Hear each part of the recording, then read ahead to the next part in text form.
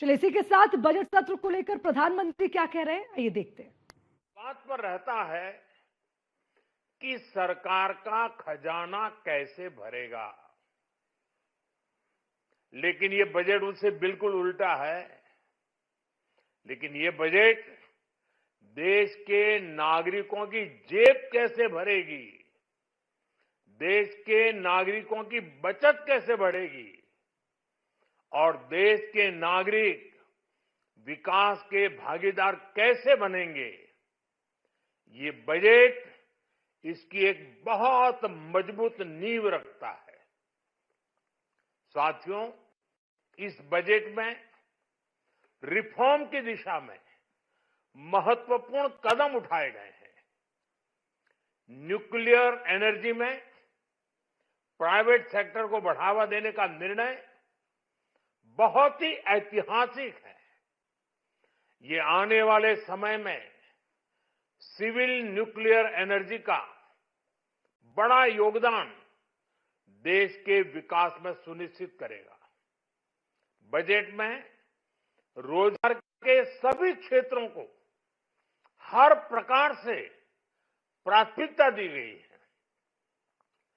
लेकिन मैं दो चीजों पर ध्यान आकर्षित करना चाहूंगा, उन रिफॉर्म्स की मैं चर्चा करना चाहूंगा जो आने वाले समय में बहुत बड़ा परिवर्तन लाने वाले हैं।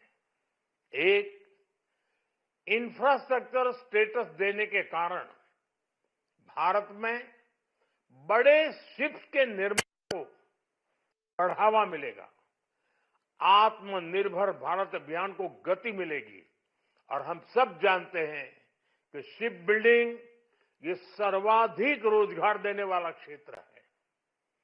उसी प्रकार से देश में टूरिज्म के लिए बहुत संभावना है। महत्वपूर्ण 50 टूरिस्ट डेस्टिनेशन,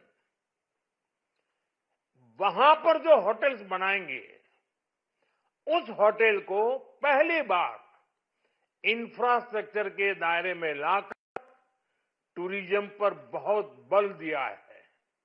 इससे हॉस्पिटैलिटी सेक्टर को, जो रोजगार का बहुत बड़ा क्षेत्र है, और टूरिज्म जो रोजगार का सबसे बड़ा क्षेत्र है, एक प्रकार से चारों तरफ रोजगार के अवसर पैदा करने वाला एक क्षेत्र को ऊर्जा देने वाला काम करेगा।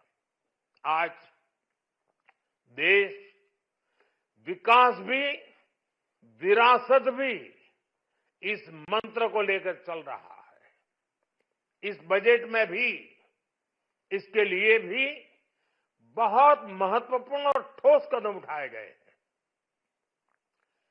1 करोड़ पांडुलिपियों के लिए संरक्षण के लिए, मैन्युस्क्रिप्ट के लिए ज्ञान भारतम मिशन लॉन्च किया गया है।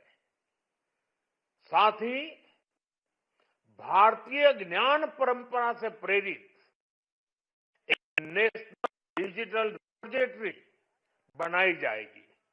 यानी टेक्नोलॉजी का भरपूर उपयोग किया जाएगा और हमारा जो परंपरागत ज्ञान है उसमें से अमृत निचोड़ने का भी काम होगा। बजट में किसानों के लिए जो घोषणा हुई है वो कृषि क्षेत्र और समूची ग्रामीण अर्थव्यवस्था में नई क्रांति का आधार बनेगी। पीएम धन धान्य कृषि योजना के तहत 100 जिलों में सिंचाई और इंफ्रास्ट्रक्चर का डेवलपमेंट होगा। किसान क्रेडिट कार्ड की लिमिट 5 लाख तक होने से उन्हें ज्यादा मदद मिलेगी। साथियों, अब इस बजट में 12 लाख रुपए तक की आय को टैक्स से मुक्त कर दिया गया है। सभी आय वर्ग के लोगों के लिए टैक्स में भी कमी की गई है। इसका बहुत बड़ा फायदा हमारे मिडिल क्लास को, नौकरी पेशे करने वाले जिनकी आय बंधी हुई है, ऐसे लोगों को, मिडिल क्लास को इससे बहुत बड़ा लाभ होने वाला है। उसी प्रकार से जो नए नए प्रोफेशन में आए हैं, जिनको नए नए जॉब मिले हैं, इनकम टैक्स की ये मुक्ति उनके लिए एक बहुत बड़ा अवसर बन जाएगी। साथियों, इस बजट में मैन्युफैक्चरिंग पर 360 डिग्री फोकस है, ताकि एंटरप्रेन्योर्स को, एमएसएमईज को, छोटे उद्यमियों को मजबूती मिले और नई जॉब हो। नेशनल मैन्युफैक्चरिंग मिशन से लेकर clean tech, leather, footwear, toy industry जैसे अनेक सेक्टर विशेष समर्थन दिया गया है। लक्ष्य साफ है कि भारतीय प्रोडक्ट्स ग्लोबल मार्केट में अपनी चमक बिखेर सके। साथियों, राज्यों में इन्वेस्टमेंट का एक वाइब्रेंट कॉम्पिटिटिव माहौल बने, इस पर बजट में विशेष जोर दिया गया है। एमएसएमईज और स्टार्टअप के लिए क्रेडिट गारंटी को दोगुना करने की घोषणा भी हुई है। देश के एससी, एसटी और महिला जो नए उद्यमी बनना चाहते हैं, उनको 2 करोड़ रुपए तक के लोन की योजना भी लाई गई है, और वो भी बिना गारंटी।